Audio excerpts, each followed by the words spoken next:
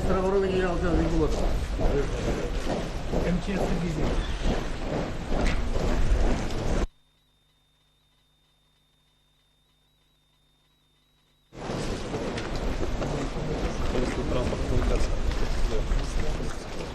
Министр юстиции Боев.